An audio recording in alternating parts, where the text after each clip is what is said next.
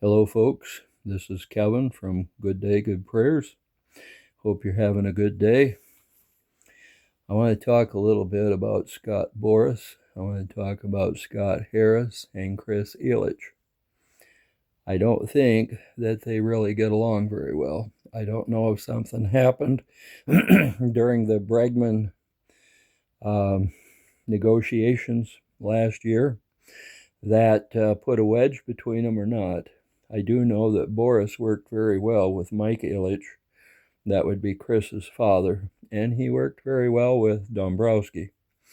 But those guys were willing to throw everything at the team in order to make it the best that they could. And Chris Ilitch and Scott Harris are a little bit more conservative, but there's probably a good reason for that.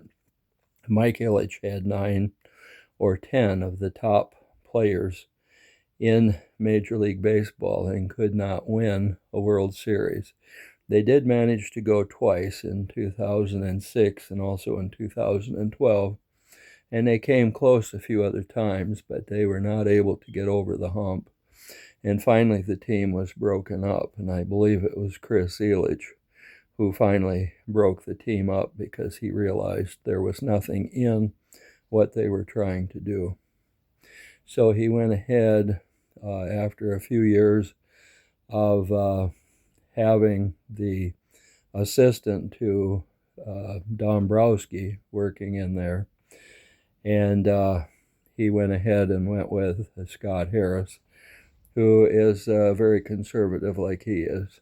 Now, I don't really blame Chris Ilitch for not throwing the kitchen sink at everything because of the fact that his father did that, had probably on paper the best team in baseball for many, many years either direction, and wasn't able to do anything with that team. Now, those kinds of things work with the Los Angeles Dodgers and some of these other teams, and who knows why it doesn't work in Detroit when it works in other cities. That's anybody's guess. But the fact is that it didn't work for Detroit, and now Harris and Chris Ilitch are going to try it from a different standpoint.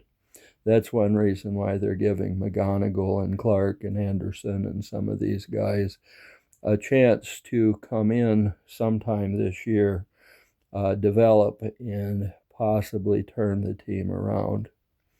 But I don't think that you're going to see anything come from the Detroit Tigers Bregman negotiations. And because of that, I don't think you're going to see much happen with Skubal.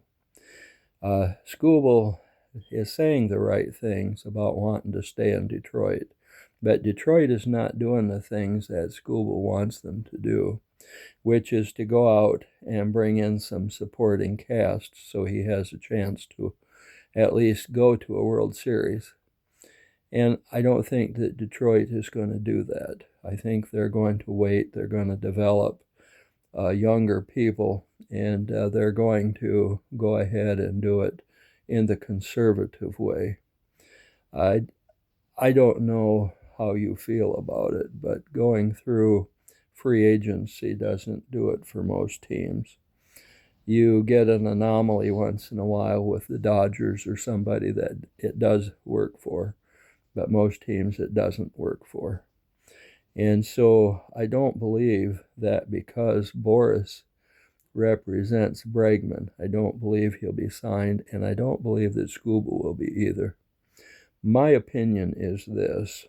I know that there was somebody who went and talked to the Dodgers and talked to the Tigers and claims that they both said there's nothing to any of the things that have been said, but I believe there is.